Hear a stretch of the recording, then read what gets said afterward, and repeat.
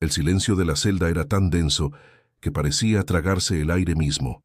Julián Ramírez, con las manos entrelazadas y la mirada fija en el suelo de concreto, respiraba con dificultad. Afuera, en los pasillos iluminados por focos amarillentos, los pasos de los guardias resonaban como un recordatorio constante de lo inevitable. Faltaban apenas minutos para que lo condujeran hacia su destino final. Entonces rompió el silencio con una frase que heló la sangre de quienes lo escuchaban. «Vi a Jesús aquí», dijo con voz firme, sin temblar. «Está conmigo en esta celda». Los custodios se miraron incrédulos. Algunos esbozaron una sonrisa nerviosa, otros fruncieron el ceño como si se tratara de una locura de última hora. Pero lo que ninguno pudo negar era la calma extraña que emanaba del hombre condenado. Algo en su rostro, antes endurecido por la rabia y el cansancio, parecía iluminado por una serenidad inexplicable. Si quieres conocer la historia completa de Julián y lo que llevó a este momento, suscríbete ahora al canal para no perderte los detalles que pocos se atreven a contar. Lo que estás a punto de escuchar no es un simple relato de un preso cualquiera, sino el viaje de un hombre que caminó entre la oscuridad de las calles mexicanas, las rejas frías del penal y las últimas horas de su vida, marcado por errores, culpas y una inesperada búsqueda de redención. Julián Ramírez nació en Oaxaca, en un pueblo escondido entre montañas y caminos de tierra. Era el segundo de 3 hermanos, aunque en realidad, desde niño cargó con responsabilidades que parecían demasiado grandes para sus manos pequeñas. Su madre, doña Rosario, se levantaba antes del amanecer para preparar tortillas en el comal y venderlas en el mercado. Su padre, en cambio, era una sombra que rara vez aparecía, un hombre errante que dejaba más deudas y discusiones que apoyo verdadero. La infancia de Julián estuvo marcada por la escasez. Su ropa casi siempre era de segunda mano. Los zapatos apenas duraban unas semanas y la comida, muchas veces, se reducía a frijoles con sal y un pedazo de tortilla dura. Pero en medio de esa pobreza había momentos de ternura. Su madre rezando frente a un altar con la imagen de la Virgen de Guadalupe, su risa franca cuando escuchaba las ocurrencias de los vecinos en la plaza, la música de las fiestas patronales que hacía olvidar por un rato las penas. Desde pequeño Julián mostró una mezcla peligrosa de rebeldía y sensibilidad. Podía enfrentarse con furia a un niño que lo insultara en la escuela, pero también era capaz de cargar cubetas de agua para ayudar a una anciana del barrio sin que nadie se lo pidiera. Tenía hambre de respeto, de ser visto, de sentir que su vida valía algo más que el simple destino marcado para los pobres de su comunidad. Una noche, mientras acompañaba a su madre al río para lavar ropa, le preguntó con voz inocente: ¿por qué nosotros no tenemos lo que otros sí? ¿Por qué siempre tenemos que sufrir? Doña Rosario lo miró con ternura, acariciando su cabello áspero por el polvo del campo. Dios sabe lo que hace, hijo. La vida es dura, pero uno siempre puede elegir el camino correcto. Aunque nos falte todo, nunca nos debe faltar la dignidad. Esa frase lo acompañaría toda la vida, aunque durante muchos años la olvidó en medio de la vorágine de decisiones equivocadas. Mientras crecía, Julián se fue sintiendo atrapado. El campo no ofrecía futuro y las oportunidades eran mínimas. Observaba a los hombres mayores, doblados por el sol, con manos llenas de callos y espaldas encorvadas, y sentía que no quería acabar así. Los domingos, cuando el pueblo se llenaba de voces, escuchaba hablar de los que habían emigrado a la Ciudad de México y habían regresado con ropa nueva, relojes brillantes y una seguridad distinta en la mirada. Algo dentro de él comenzó a inquietarse. Ese deseo de escapar de la pobreza, de romper con el destino impuesto, lo empujaría tarde o temprano a tomar decisiones que marcarían para siempre su vida, porque lo que en esa celda estaba a punto de confesar tenía raíces profundas en un pasado lleno de carencias, sueños frustrados y errores que lo arrastraron hasta el corredor de la muerte. El camino de Julián apenas comenzaba, aunque ya estuviera tan cerca del final. El pueblo donde Julián pasó su niñez estaba rodeado de montañas verdes en temporada de lluvias y de cerros áridos en los meses de sequía. El aire olía a tierra húmeda, a leña quemada y a maíz recién molido. Las calles eran de terracería, con casas de adobe y techos de lámina que se calentaban bajo el sol implacable del mediodía. Allí, entre la sencillez y la dureza de la vida, se formó el carácter de un niño que pronto aprendería que la pobreza no da tregua. Doña Rosario, su madre, era el corazón de la familia. Desde antes del amanecer se levantaba para preparar el nixtamal y encender el fogón. Sus manos, endurecidas por años de trabajo, moldeaban tortillas redondas que luego vendía en el mercado del pueblo. Siempre iba con su rebozo azul, el mismo con el que cargaba a Julián cuando era pequeño. Su voz suave, al rezar frente a la imagen de la Virgen de Juquila, era la primera música que Julián escuchaba cada mañana. La ausencia del padre era una herida constante. Se decía que había emigrado al norte en busca de trabajo, pero lo único que enviaba eran promesas vacías y cartas escasas. Los vecinos murmuraban que tenía otra familia lejos, y aunque doña Rosario jamás hablaba mal de él, sus silencios decían más que cualquier palabra. Julián, en su inocencia, oscilaba entre la esperanza de verlo regresar y la rabia de sentirse abandonado. Los días de infancia eran una mezcla de juegos y responsabilidades.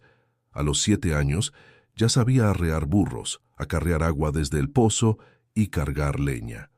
Con sus amigos jugaba a las canicas, al trompo y al fútbol con pelotas hechas de trapos. Pero incluso en los juegos se notaba la desigualdad. Algunos niños presumían balones de cuero comprados en la ciudad, mientras que él solo podía mirar con envidia y seguir corriendo detrás de la pelota improvisada. Una tarde, mientras ayudaba a su madre en el mercado, un hombre de mirada cansada le ofreció una fruta madura. Julián la tomó con timidez y preguntó, ¿por qué nos regalan? El hombre sonrió, porque a veces la vida golpea fuerte, muchacho, y cuando eso pasa, uno tiene que aprender a compartir lo poquito que tiene. Ese gesto sencillo se grabó en su memoria, como un recordatorio de que la bondad podía aparecer incluso en medio de la carencia. En la escuela, Julián mostraba una inteligencia despierta, pero también una rebeldía difícil de controlar. Aprendía rápido, sobre todo en matemáticas, y disfrutaba leer las historias que la maestra le prestaba. Sin embargo, se enfrentaba con otros niños que lo llamaban pobre o se burlaban de sus guaraches rotos. Varias veces regresó a casa con los nudillos lastimados tras defenderse a golpes. Una noche, sentado junto al fogón, le confesó a su madre, «No quiero que me vean como menos, mamá. Yo también valgo». Ella le tomó las manos y le respondió con ternura pero también con firmeza, «Claro que vales, hijo, pero no necesitas demostrarlo con violencia. Demuéstralo siendo mejor persona que ellos». El consejo quedó rondando en su mente, aunque en esos años la rabia solía ganarle al razonamiento. La infancia de Julián también estuvo marcada por las fiestas del pueblo. En la feria anual, el olor a tlayudas, mezcal y buñuelos llenaba las calles. Los fuegos artificiales iluminaban el cielo, y por unas horas todos parecían olvidar las preocupaciones.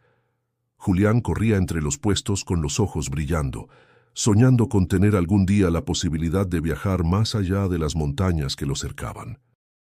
Los domingos, después de misa, su madre lo llevaba al río para lavar ropa. Allí, entre risas y confidencias con otras mujeres, doña Rosario cantaba coplas tradicionales. Julián la observaba con admiración, frágil en apariencia, pero fuerte como la tierra que trabajaba. Fue en esos momentos, con el murmullo del agua y el eco de los cantos, que comenzó a comprender que la vida podía ser dura, pero también tenía belleza escondida en los detalles. Sin embargo, conforme los años pasaban, Julián empezó a sentir que ese pueblo era demasiado pequeño para sus sueños. Mientras otros niños se conformaban con seguir la rutina del campo, él miraba el horizonte con impaciencia. Quería más, aunque aún no supiera exactamente qué significaba ese más.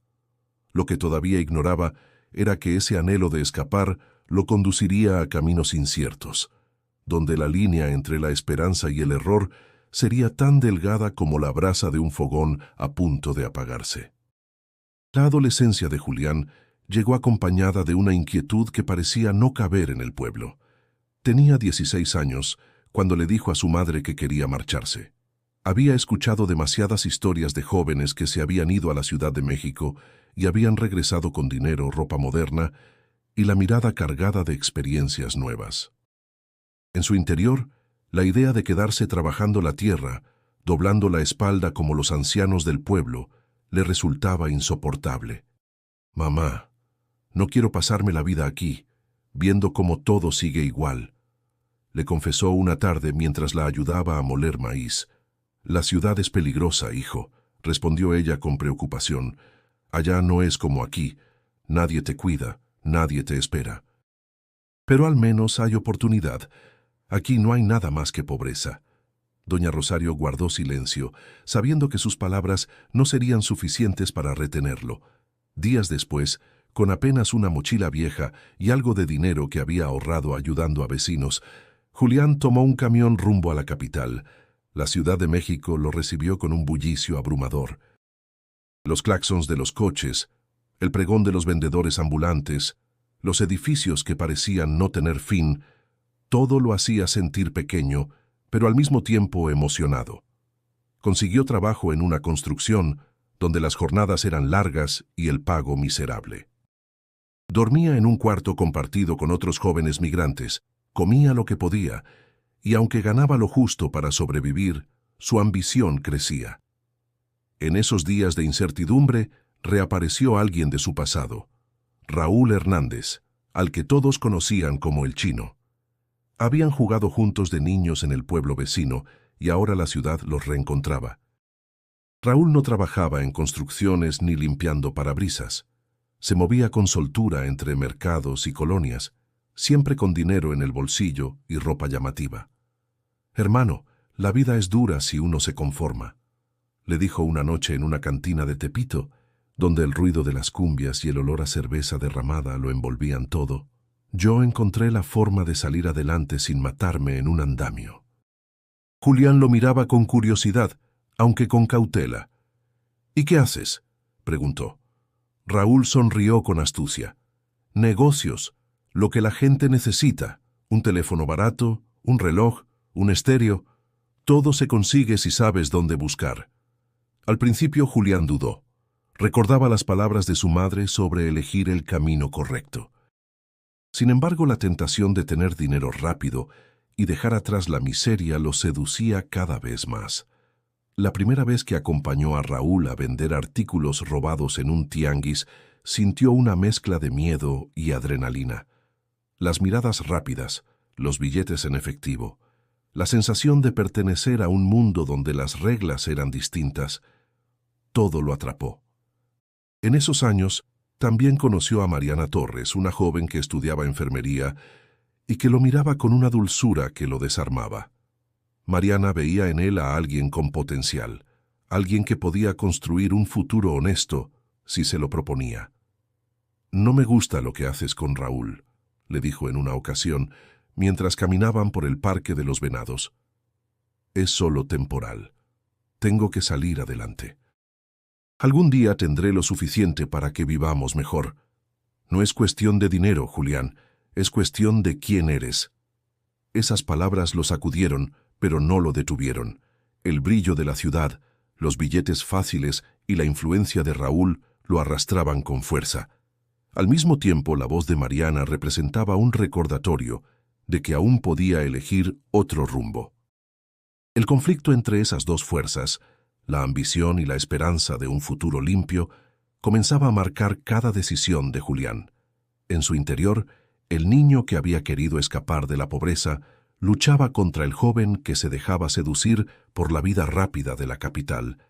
Ese dilema crecería como una sombra sobre él, anunciando que los próximos pasos serían decisivos.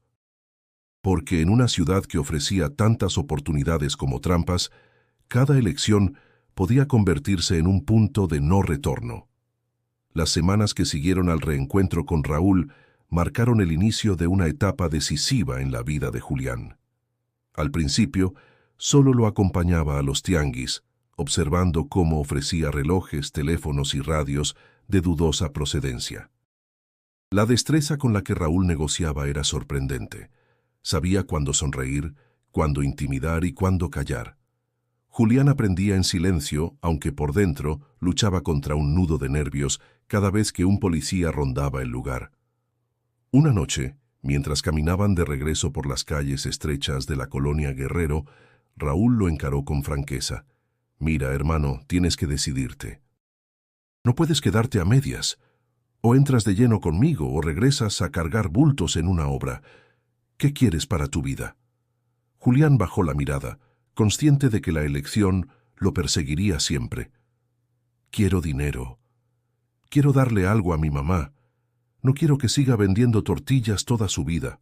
Entonces ya lo sabes, conmigo no te va a faltar». Ese fue el primer paso hacia una pendiente resbaladiza. Las semanas siguientes, Julián comenzó a participar activamente. Al principio solo transportaba mercancía, luego aprendió a regatear, a reconocer a los compradores seguros y a evitar a los soplones. Cada venta le dejaba más dinero de lo que ganaba en un mes de trabajo honrado. La tentación de seguir se volvió irresistible. Pero cada ganancia llevaba consigo un peso moral. Por las noches, al recostarse en el catre de su cuarto rentado, pensaba en las palabras de su madre sobre la dignidad y en la mirada dulce de Mariana. El contraste entre la vida que llevaba y la que había soñado se hacía más evidente. Un domingo, al visitar a Mariana, ella lo enfrentó sin rodeos. «Te estás hundiendo, Julián. Yo sé que lo que tienes no lo ganas limpiamente. No hables así», replicó con enojo.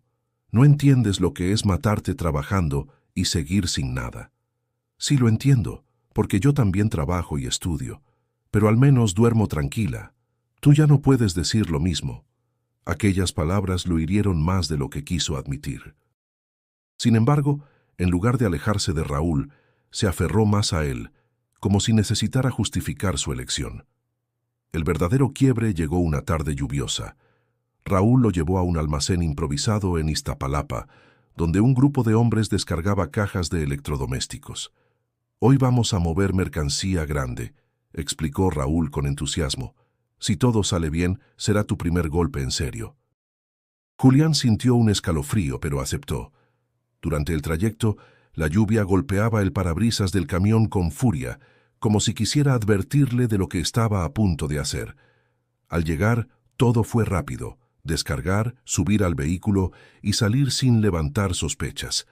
Parecía un plan perfecto, hasta que una patrulla apareció de la nada. Los nervios lo traicionaron.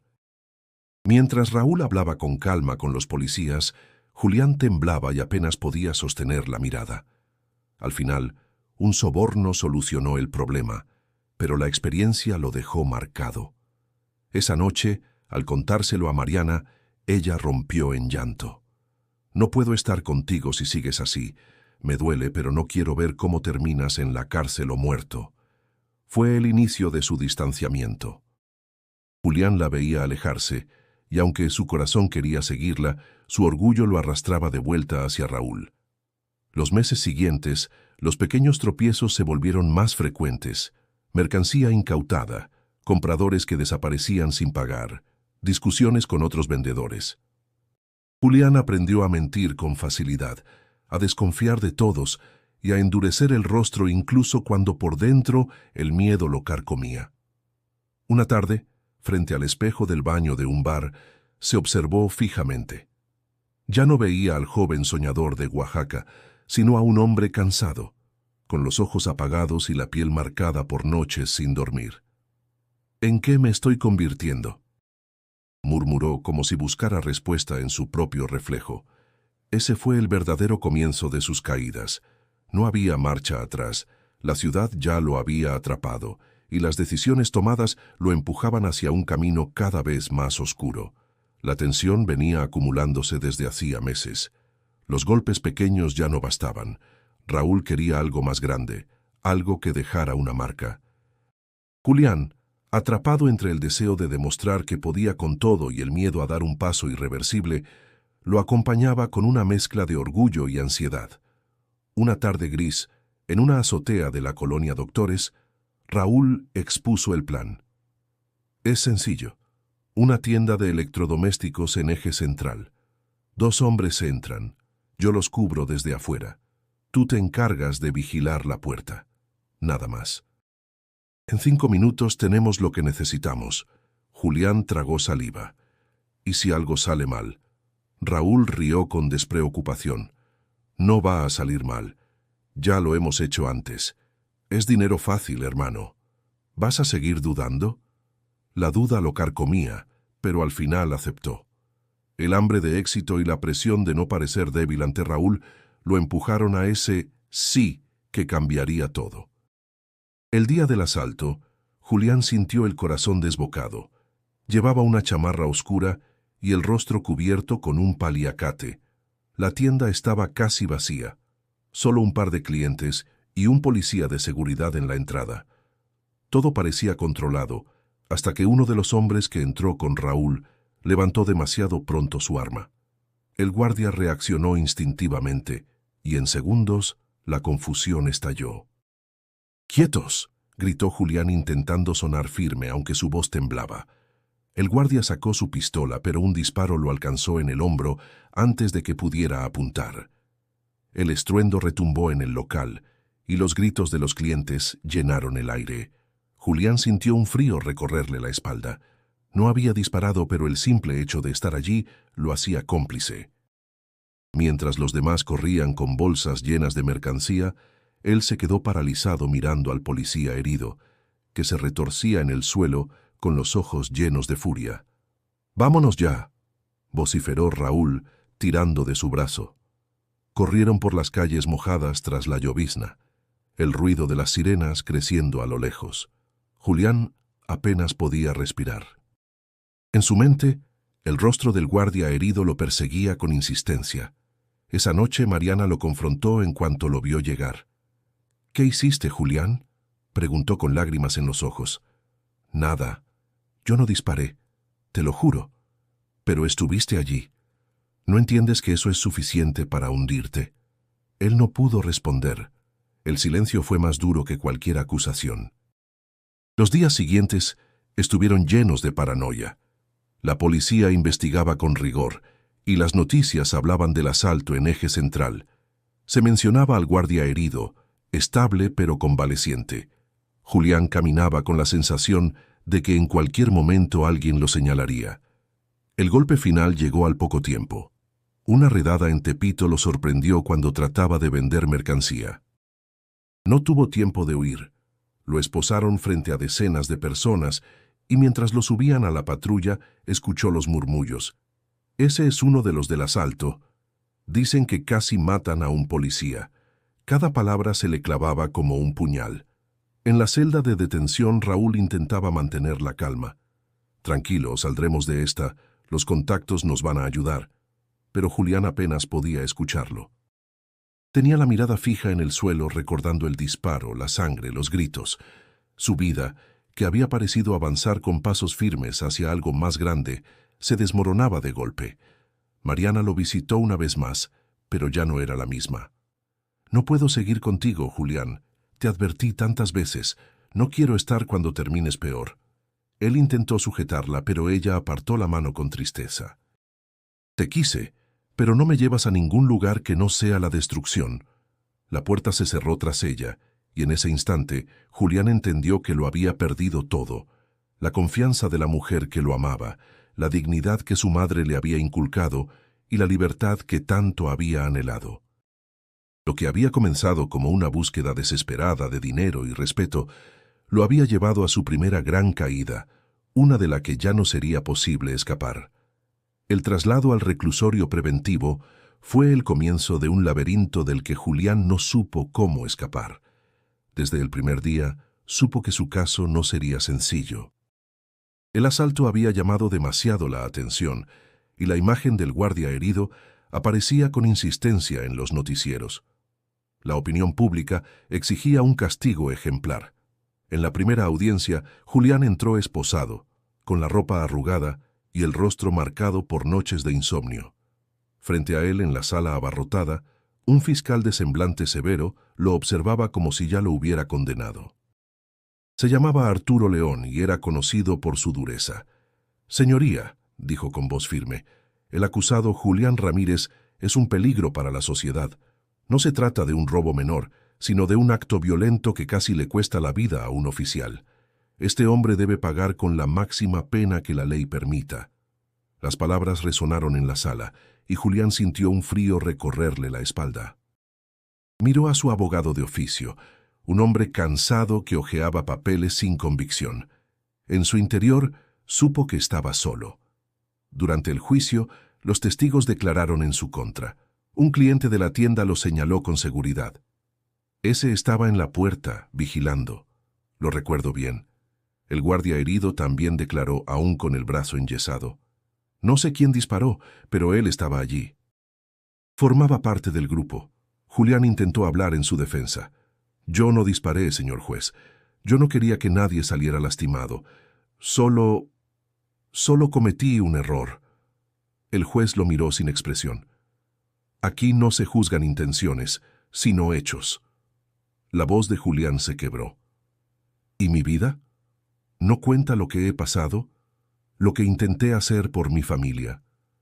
El fiscal aprovechó el momento para rematar. «Todos tienen excusas, señoría, pero los hechos son claros. Estuvo en el lugar, participó en el crimen y debe ser castigado».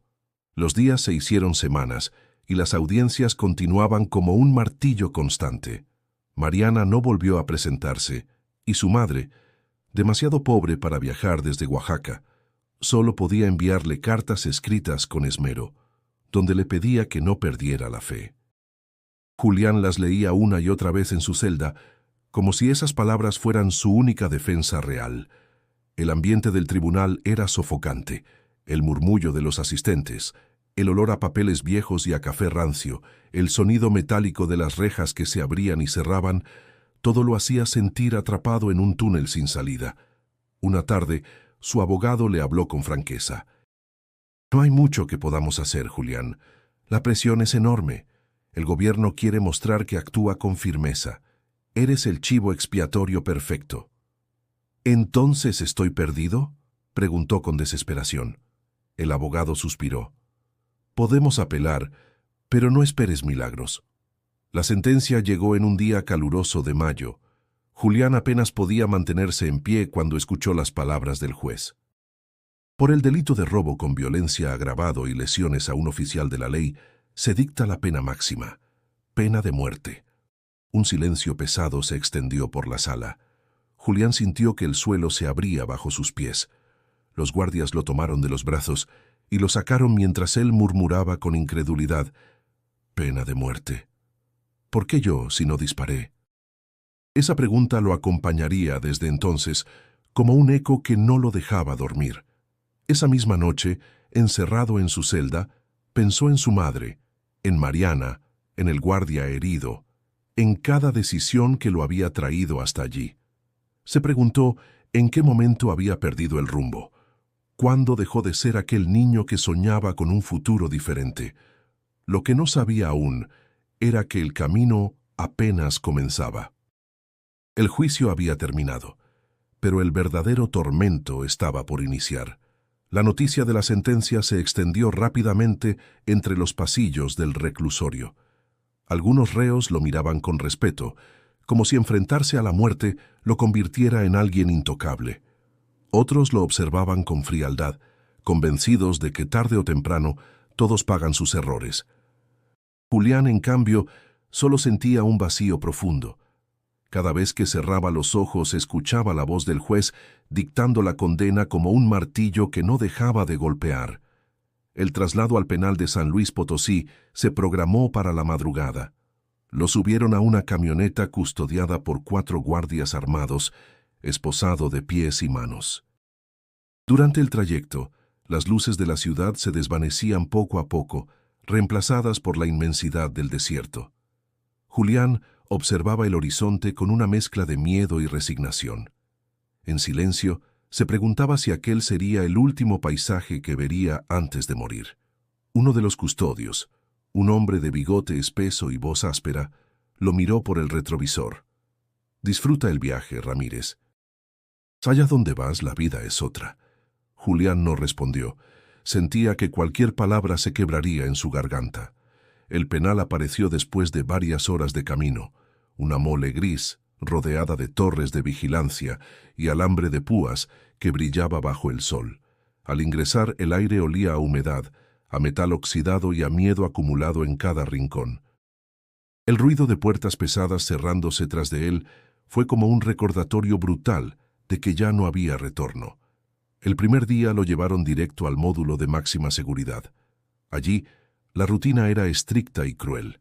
Revisiones constantes, silencio impuesto y una vigilancia que no dejaba espacio ni para respirar. Julián aprendió pronto que en ese lugar no bastaba con sobrevivir físicamente. También había que resistir mentalmente. El ambiente carcelario era un mundo aparte. Los pasillos estaban cubiertos de grafitis con nombres de pandillas y frases de advertencia. Los internos se dividían en grupos según su origen o sus conexiones en el exterior. La violencia latía en cada esquina, aunque muchas veces no se mostrara abiertamente. Una mirada mal interpretada, una palabra mal dicha, y la vida podía cambiar en segundos. Una tarde, en el patio, un preso alto y corpulento se le acercó. «Eres el del guardia herido, ¿verdad?», preguntó con tono desafiante. «No fui yo quien disparó», respondió Julián intentando mantener la calma. El hombre soltó una carcajada seca.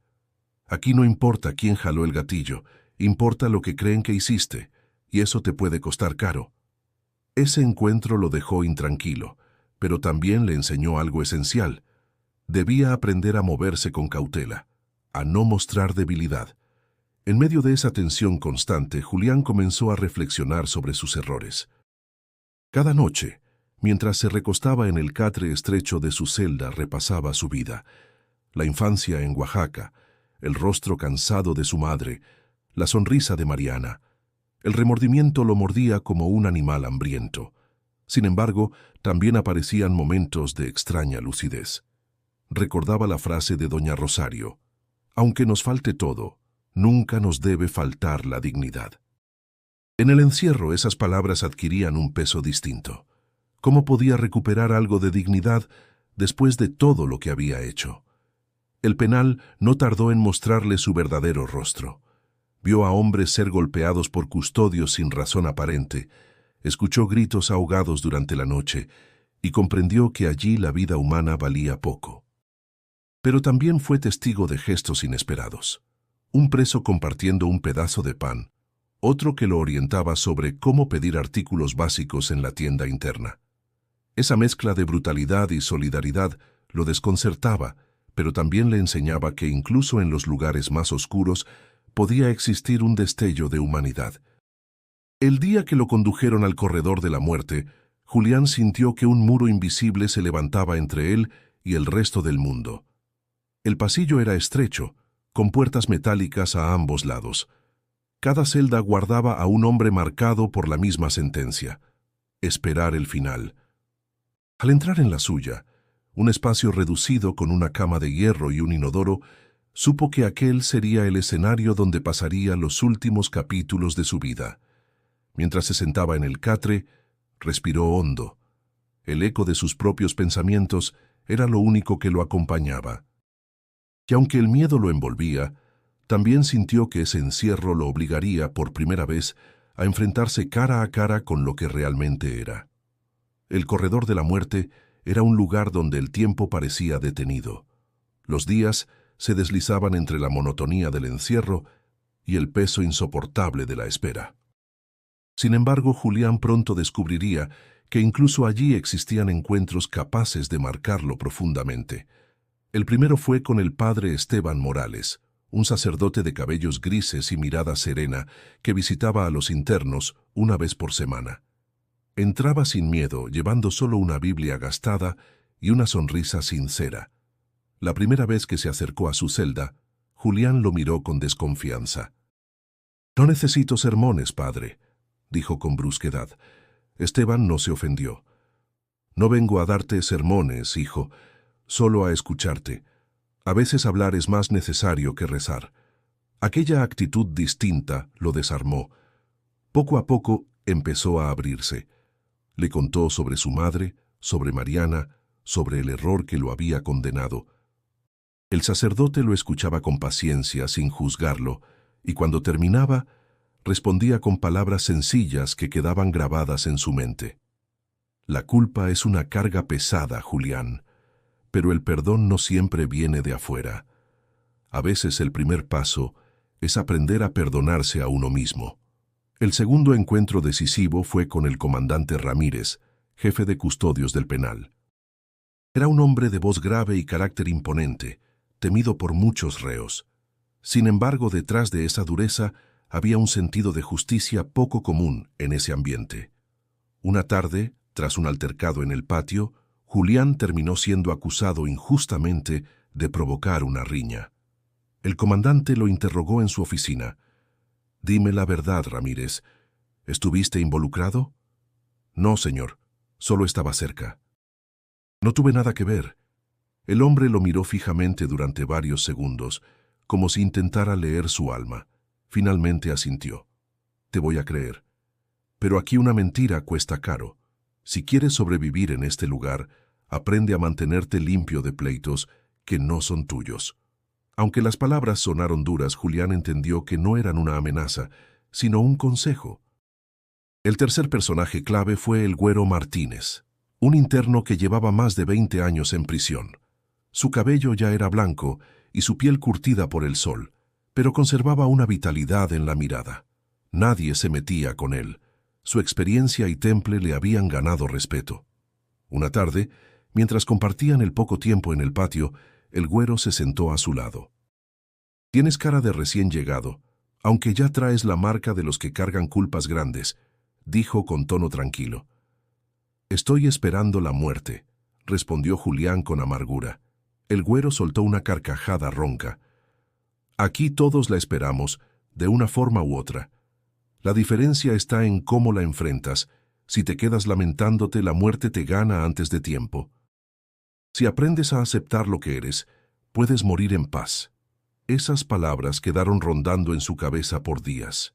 Con el tiempo, Julián empezó a notar cómo esas tres figuras, tan distintas entre sí, influían en su manera de ver el encierro.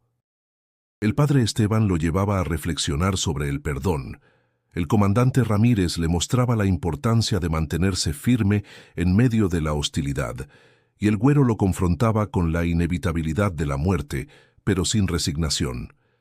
En una conversación con el sacerdote, Julián se atrevió a preguntar lo que lo atormentaba. «Padre, ¿cree que alguien como yo puede encontrar redención?» Esteban lo miró con ternura. «Dios no mide la vida por el último error, sino por la capacidad de cambiar el corazón. Todavía tienes tiempo, aunque creas que no». Aquella respuesta encendió una chispa dentro de él. No significaba que todo fuera a cambiar de la noche a la mañana, pero sí que aún podía dar un paso distinto en el camino que lo había llevado hasta el corredor de la muerte. Los encuentros en prisión no lo salvaron de su destino inmediato, pero le dieron algo que no esperaba: la posibilidad de mirarse al espejo y reconocer que aún quedaba en él un ser humano dispuesto a luchar por un atisbo de dignidad. El tiempo en el corredor de la muerte se vivía de manera distinta.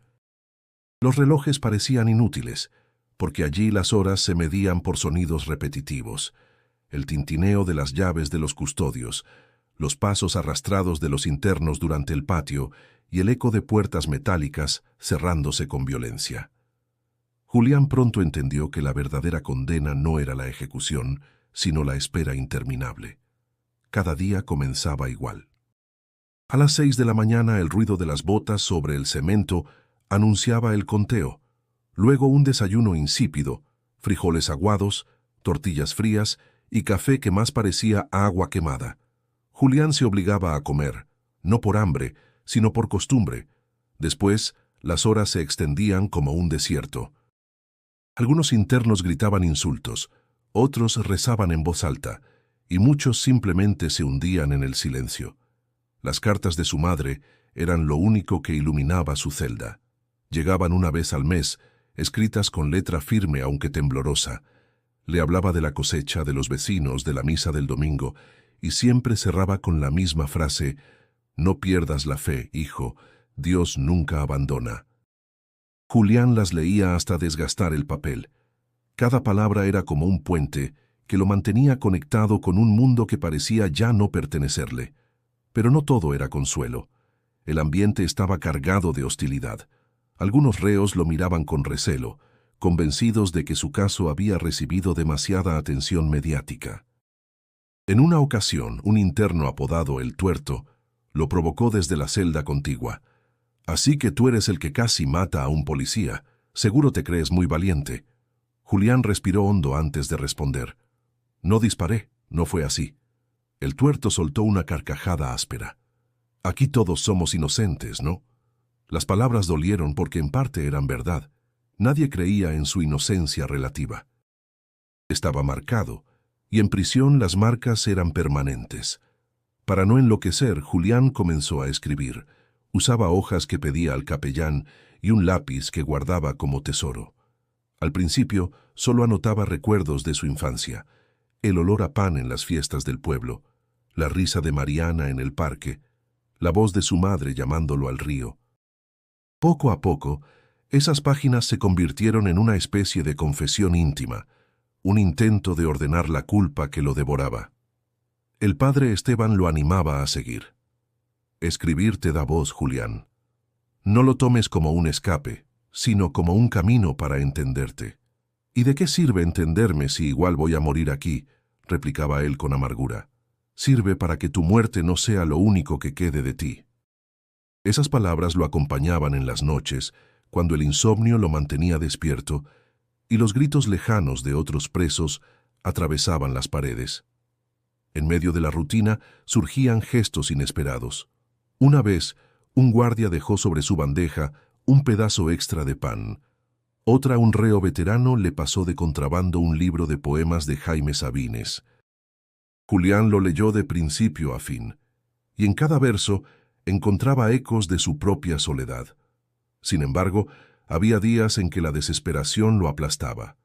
En una ocasión, al escuchar que otro interno era llevado a la sala de ejecuciones, se quedó paralizado. El silencio posterior fue aún más cruel que los pasos iniciales. Esa noche escribió una sola frase en su cuaderno: «Me están matando un poco cada vez que escucho esas botas».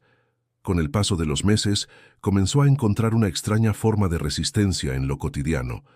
Ordenaba su celda con cuidado, hacía ejercicios básicos para mantener el cuerpo activo y escribía hasta que el lápiz quedaba reducido a una astilla. Era su manera de decirse a sí mismo que aún estaba vivo, pero en el fondo sabía que cada día era un recordatorio de lo inevitable. El corredor de la muerte no perdonaba a nadie, y aunque tratara de aferrarse a la rutina, la sombra de la fecha final siempre lo acechaba. Julián se repetía que debía estar preparado, aunque aún no comprendiera qué significaba realmente prepararse para morir. El encierro comenzaba a moldear la mente de Julián de una forma que no imaginaba. El silencio de las noches lo obligaba a enfrentarse a sí mismo, y en esos momentos los fantasmas del pasado lo atacaban sin piedad. Soñaba con el guardia herido, con la mirada decepcionada de Mariana, con las lágrimas de su madre. Al despertar, el sudor frío empapaba su camiseta y la respiración entrecortada lo dejaba temblando. Uno de los custodios, al verlo en esa condición, comentó en tono burlón: «¿Qué pasa, Ramírez? ¿Ya estás ensayando para cuando te toque?». Julián no respondió. Aprendía a callar, a no dar armas a quienes querían verlo quebrarse. Pero el mayor enemigo no eran los guardias ni los otros reclusos, era su propia mente. Los ataques de ansiedad llegaban sin aviso. Sentía que el corazón se le iba a salir del pecho, que el aire desaparecía de la celda, que la muerte lo apretaba antes de tiempo. Intentaba calmarse repitiendo frases de su madre, pero muchas veces terminaba golpeando las paredes hasta que los nudillos le sangraban. A esa lucha interna se sumaban las presiones externas. Algunos internos buscaban aprovecharse de él, como el Tuerto, que no dejaba de hostigarlo. «Tarde o temprano caerás, y cuando caigas, No habrá padre ni juez que te salve, le gritaba desde su celda. En otra ocasión, un custodio corrupto intentó sobornarlo. Si quieres comodidad, paga. Si no, prepárate para sufrir. No tengo nada, respondió Julián. El hombre lo empujó contra la pared y lo advirtió. Siempre tienes algo que dar, y si no aprendes, lo vas a pagar caro. El peso de esas amenazas lo dejaba exhausto, pero había algo que lo mantenía en pie. Las visitas del padre Esteban. El sacerdote no solo le hablaba de fe, sino que lo retaba a enfrentarse con honestidad. Deja de repetir que no disparaste. Eso ya no importa. Pregúntate qué hiciste antes de ese día, qué caminos elegiste. ¿De qué sirve ahora?, preguntó Julián, frustrado. Sirve porque aún vives, y mientras vivas, todavía puedes decidir cómo quieres irte. Las palabras lo golpeaban con dureza, pero también le ofrecían una salida. Quizá no podía cambiar su condena, pero sí podía cambiar la manera en que la enfrentaba. Un giro inesperado ocurrió cuando Mariana regresó a verlo. Habían pasado meses desde su última visita. Julián pensó que no volvería nunca. Cuando la vio cruzar la puerta, sintió un nudo en la garganta. Ella lo miraba con mezcla de tristeza y ternura. «No puedo decirte que te perdono todo, Julián», dijo con voz temblorosa, «pero tampoco puedo olvidarte». «No mereces estar aquí», susurró él.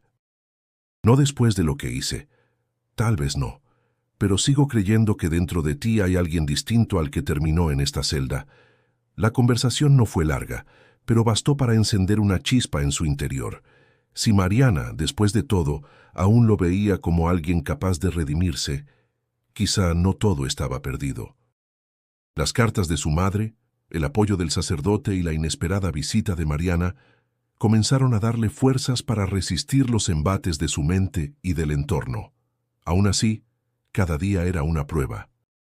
En una noche especialmente oscura, cuando los gritos de otro preso golpeaban los muros y el aire parecía insoportable, Julián tomó su cuaderno y escribió: «Si logro sobrevivir a mi propia cabeza, tal vez pueda sobrevivir a lo que viene».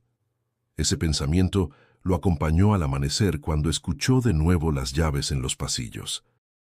La rutina no cambiaba, los peligros seguían allí, pero dentro de él empezaba a formarse una resistencia distinta, una que no dependía del miedo ni de la rabia, sino de la esperanza de que aún, en medio del corredor de la muerte, podía elegir cómo enfrentarse a su destino. La esperanza de Julián se desvanecía cada vez que escuchaba las noticias sobre su caso. Las apelaciones legales parecían no tener ningún peso, y cada intento por revisar su sentencia era rápidamente rechazado. Los medios seguían de cerca su condena, e incluso algunos de los políticos más poderosos lo mencionaban como un ejemplo de justicia. La fecha de su ejecución se acercaba, y el reloj parecía avanzar con más rapidez que nunca. Un día, mientras estaba en su celda, su abogado de oficio, un hombre envejecido por el estrés y las largas horas de trabajo, lo visitó. «Julián, tenemos una última oportunidad», dijo sin mucha esperanza en su voz. «¿Una última oportunidad?», preguntó Julián, levantando la vista con algo de incredulidad. «Sí, un grupo de abogados de derechos humanos ha tomado tu caso. Creen que las pruebas que te condenaron son insuficientes. Pueden apelar ante la Corte Suprema, pero…» El abogado dudó por un momento. «Esto no es una garantía». Julián sintió un atisbo de esperanza, aunque rápidamente fue reemplazado por el escepticismo. Había sido demasiado tarde tantas veces. La idea de que algo pudiera cambiar parecía un sueño lejano. Aún así, decidió aferrarse a esa última posibilidad. Si no lograba la libertad, al menos quería que su caso fuera revisado con la seriedad que nunca tuvo. Las semanas siguientes fueron una montaña rusa de emociones. Los abogados de derechos humanos, algunos extranjeros y otros nacionales, llegaron al penal para estudiar el caso. Investigaron cada aspecto de su condena, las pruebas de la fiscalía, los testimonios que lo señalaban, la rapidez con la que se dictó la sentencia. Había indicios de irregularidades en el proceso, sobre todo con la falta de una investigación adecuada sobre su participación en el disparo. El debate sobre la pena de muerte en México también comenzó a tomar fuerza en los medios, y Julián se convirtió en una figura controvertida. Una noche, mientras estaba sentado en su celda, Julián recibió una carta. La letra de su madre lo hizo detenerse por un momento. Le escribía como siempre, con palabras de aliento, pero algo había cambiado en el tono. Hijo, sé que esta carta no va a cambiar lo que estás viviendo, pero quiero que sepas que te quiero y que aún tengo esperanza. No importa lo que pase, eres mi hijo y siempre te llevaré en mi corazón. Lloró en silencio mientras leía las palabras de su madre. Aquella mujer que nunca dejó de luchar por él seguía confiando en algo que él ya no creía posible: la redención. Si su madre podía aferrarse a esa esperanza, ¿por qué él no podía hacer lo mismo, aunque fuera por un momento? Durante los días siguientes, las audiencias continuaron. Los abogados presentaron sus argumentos ante la corte, pero el proceso fue lento y tortuoso. Cada rechazo, cada aplazamiento, parecía más un golpe a su ya quebrantada resistencia. En esos momentos, el dolor emocional de no poder hacer nada lo vencía. Pensaba que tal vez su destino ya estaba sellado. El capitán Ramírez, el comandante del penal, lo observaba con una mezcla de desaprobación y respeto. Aunque había sido duro con él en el pasado, ahora parecía más comprensivo. ¿Cómo te sientes, Ramírez?, le preguntó un día, mientras Julián realizaba las tareas asignadas en el patio. ¿Qué opción tengo?, respondió él cansado. A veces, la opción no está en lo que pasa, sino en cómo lo enfrentas, dijo Ramírez, en un tono menos severo. Las palabras de Ramírez resonaron con Julián durante mucho tiempo. A pesar de que el futuro parecía sombrío, había algo que le quedaba: la posibilidad de mantener su dignidad. Era lo único que aún podía controlar. Finalmente, cuando la Corte Suprema aceptó revisar el caso, Julián sintió que algo había cambiado en él. Sabía que esto no significaba una victoria, pero le dio un pequeño respiro, una oportunidad para al menos tener un juicio más justo, aunque fuera el último. A medida que la fecha de la ejecución se acercaba, sus abogados continuaron luchando por él, pero el tiempo seguía avanzando, imparable. El miedo de lo que venía lo consumía, pero también lo empujaba a reflexionar sobre la vida que había dejado atrás y lo que aún podría encontrar si lograba salir de allí. Su condena no solo era física, sino emocional, pero también sabía que si algo podía cambiar, era su forma de enfrentarlo. Los días empezaron a apretarse como una soga alrededor del cuello de Julián. La fecha de ejecución estaba fijada y la máquina del sistema legal parecía imparable. El tiempo ya no era un aliado, se convertía en un enemigo al que tenía que enfrentar sin poder detener su marcha.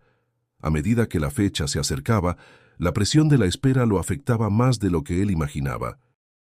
Los internos que compartían el corredor de la muerte con él parecían más resignados, algunos ya completamente apagados por la desesperanza. Había quienes, como el Güero Martínez, pasaban el tiempo contando historias de otras épocas, de sus vidas fuera de la prisión, mientras otros simplemente se sentaban en silencio, esperando que el último día llegara sin que nada cambiara. Cada mañana, al sonar la sirena que anunciaba el inicio del día, Julián sentía una punzada en el pecho.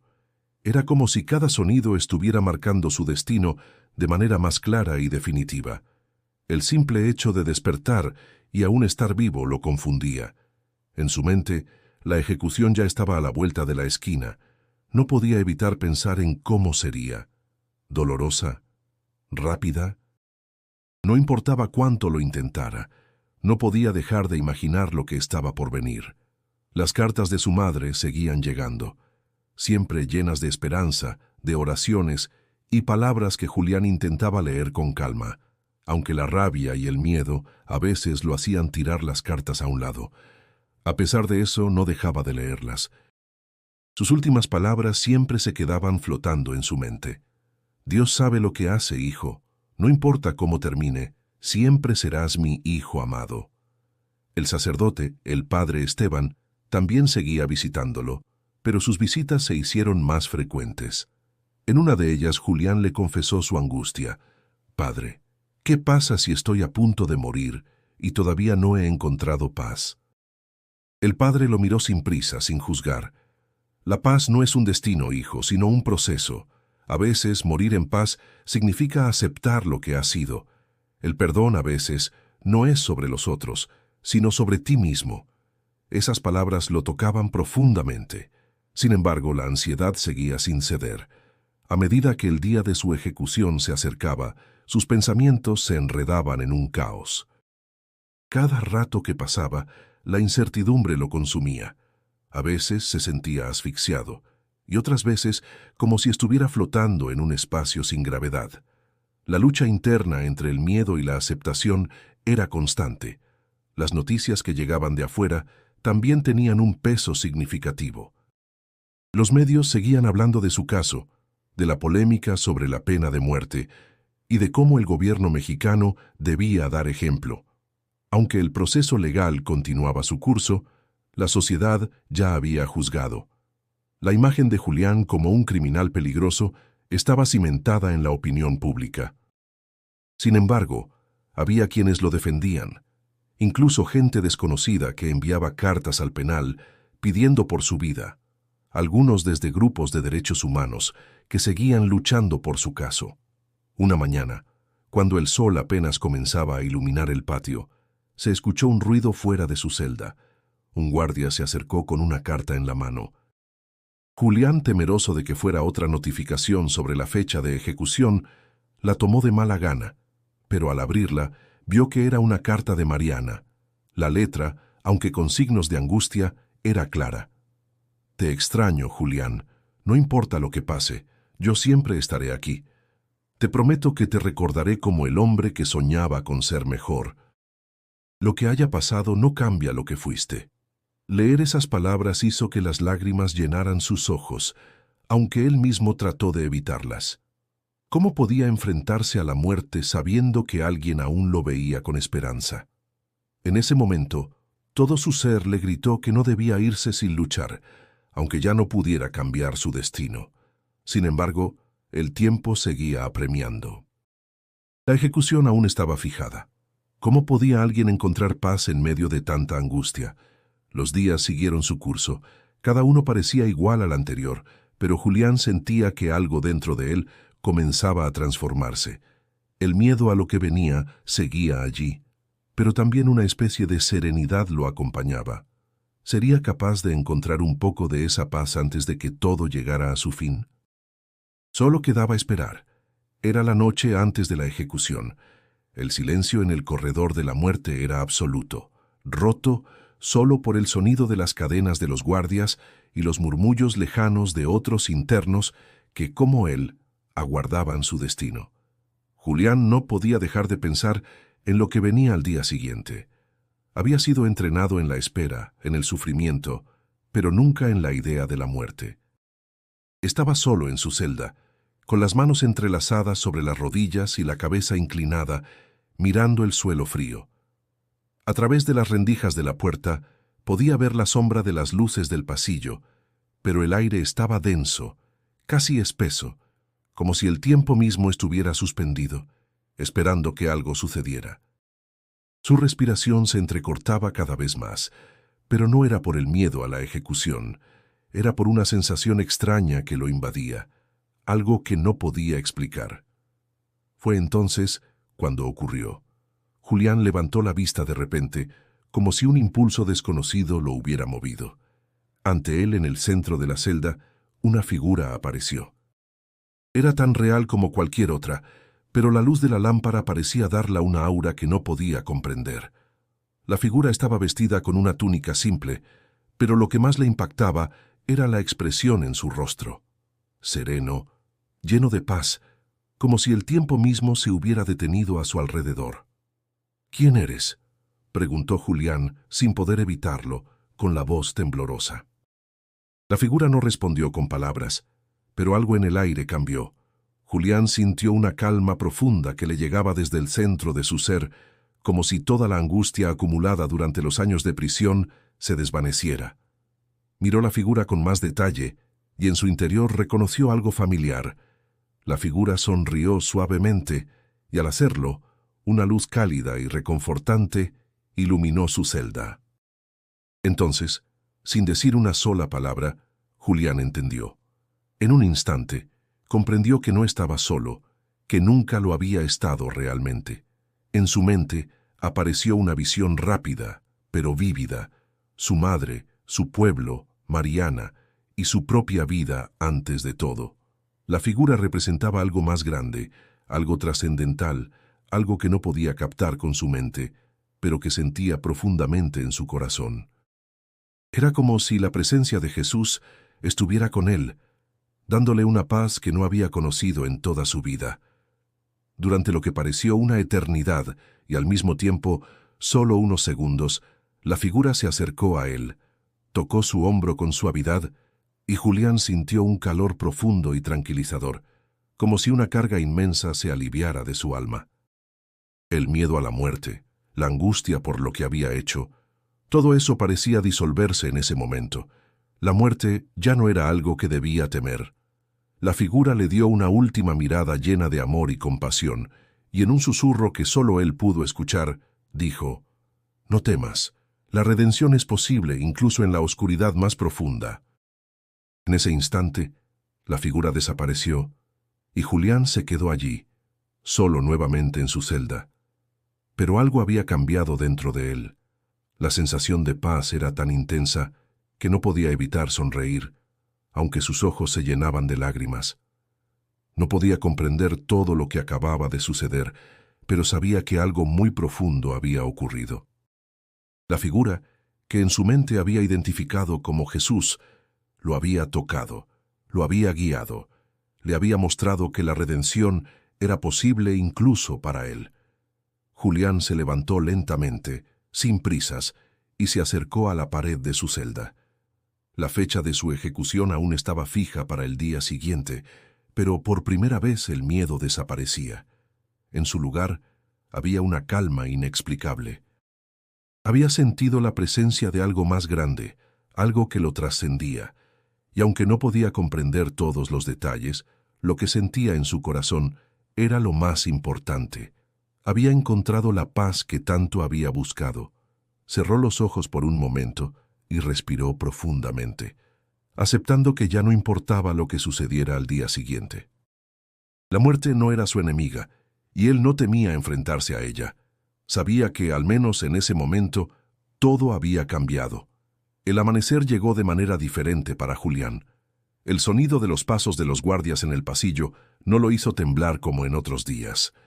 Hoy, todo parecía estar envuelto en una extraña quietud. La luz que entraba por las rendijas de su celda parecía más cálida, menos fría y cruel que las otras veces. La fecha de su ejecución se acercaba, pero algo en su interior ya había cambiado. Al mediodía, el jefe de los custodios se presentó en su celda. Julián ya sabía lo que venía, pero la calma que había sentido la noche anterior seguía con él. «Julián Ramírez», dijo el guardia con una voz que no dejaba lugar a dudas. «Es hora». Julián asintió lentamente. No había miedo en su rostro, aunque su cuerpo estaba tenso. Sabía lo que iba a suceder, pero en ese momento, algo más grande que él lo sostenía, algo que le había sido revelado en la oscuridad de su celda. Lo escoltaron por los pasillos del penal, una vez más, con las manos esposadas. A su alrededor, el sonido de los pasos resonaba de manera distinta.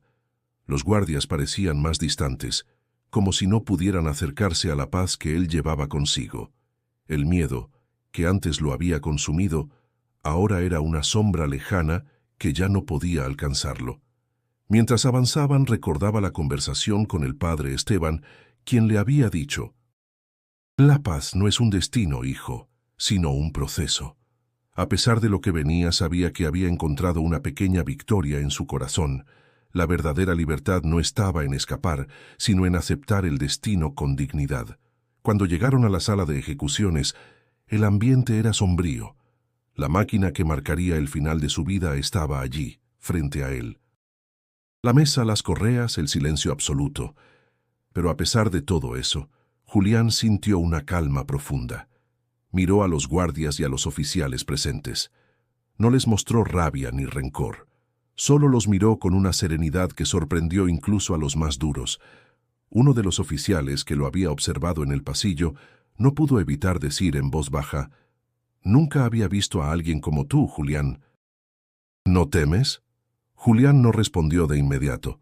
Tomó un profundo respiro y luego, mirando al oficial, dijo con suavidad: «No temo. Lo que temía ya pasó hace tiempo. Lo que voy a hacer ahora es dejar ir». Con esa respuesta, el oficial guardó silencio y la ejecución comenzó. Julián fue colocado en la mesa, las correas atadas a sus muñecas y tobillos, pero no luchó, no hubo resistencia.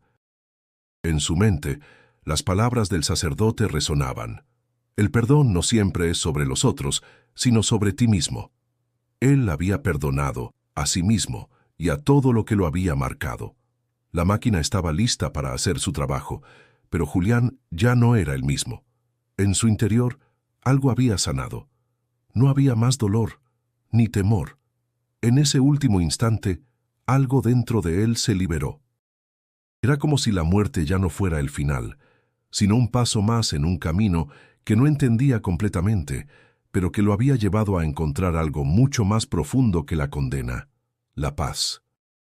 Cuando la aguja tocó su piel y su cuerpo se desvaneció en la oscuridad, lo que quedó de él ya no era un prisionero, sino alguien que había logrado entender lo que nunca había imaginado.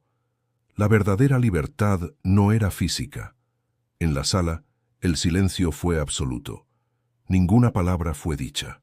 Los guardias, los oficiales, todos se quedaron observando.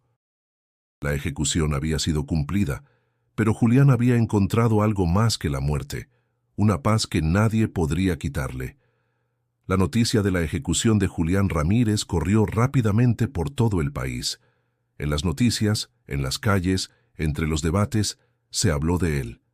Algunos lo veían como un símbolo de la justicia implacable, otros como una víctima del sistema. Su caso suscitó preguntas sobre la pena de muerte, sobre el perdón y sobre si alguien realmente podía cambiar. Pero para aquellos que lo conocieron de cerca, lo que Julián dejó atrás fue algo mucho más profundo que los titulares sensacionalistas. El padre Esteban, que había visitado a Julián en sus últimos días, recordó sus últimas palabras con un suspiro. «Nunca olvides, hijo, que incluso en la más profunda oscuridad, la luz de la fe puede encontrar un resquicio para entrar». Julián lo entendió mejor que nadie. Él no temía a la muerte, temía a vivir sin redención. Para aquellos que habían acompañado su historia, la ejecución de Julián no fue simplemente el final de un prisionero, sino el final de un proceso de transformación profunda. En sus últimas semanas, Julián había pasado de ser un hombre consumido por el miedo, la culpa y la desesperanza, a ser alguien que encontró una paz interior que le permitió enfrentar la muerte con serenidad. A pesar de su condena, había alcanzado una redención que muchos pensaron imposible. Su madre, doña Rosario, quien había recibido la noticia de la ejecución con el corazón roto, fue a visitarlo a la prisión una última vez, pero no para llorar su pérdida, sino para encontrar paz en su propio corazón.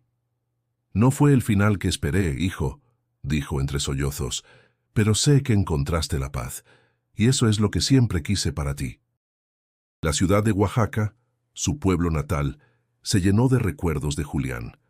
Su madre continuó viviendo allí, entre las montañas, donde las generaciones venían y se iban, pero el legado de Julián quedó marcado en la comunidad. Aunque su vida había sido corta y marcada por decisiones equivocadas, el cambio que experimentó en sus últimos días fue recordado como un testimonio de la fuerza del espíritu humano. Mariana, que había sido su amor durante su juventud, visitó la tumba de Julián en una tarde tranquila. Sentada en silencio frente a su sepultura, pensó en todo lo que había sucedido, en las promesas rotas, pero también en lo que él había llegado a ser. «Te quise mucho, Julián, y siempre recordaré lo que fuiste, lo que llegaste a ser». Las palabras salieron con dulzura, una mezcla de nostalgia y aceptación. A través de su historia, la figura de Julián pasó de ser la de un hombre marcado por la culpa, la violencia y la desesperación, a la de alguien que, en sus últimos momentos, alcanzó algo que muchos jamás logran: el perdón verdadero, el entendimiento profundo de que su vida no tenía que definirse por sus errores, sino por su capacidad de aprender, cambiar y encontrar paz, incluso en las circunstancias más oscuras. El legado de Julián Ramírez no fue uno de muerte, sino de reflexión. Su historia continuó siendo contada como un recordatorio de que, a pesar de las sombras que uno pueda atravesar, siempre existe la posibilidad de encontrar una luz, de buscar el perdón y finalmente de dar paz tanto a los demás como a uno mismo. Aunque la pena de muerte siguió existiendo en algunos rincones del mundo, la historia de Julián dejó una semilla en los corazones de aquellos que se preguntaban si realmente merecía la justicia que le fue impuesta. Y para muchos, él pasó a ser un símbolo de que incluso cuando el sistema parece condenar a una persona para siempre, el alma humana aún tiene la capacidad de redimir sus propios fantasmas. Así, la historia de Julián Ramírez se cerró, pero el eco de sus últimas palabras, "No temo. Lo que temía ya pasó hace tiempo. Lo que voy a hacer ahora es dejar ir", perduró, invitando a todos a reflexionar sobre la vida, la muerte y el profundo poder de la redención.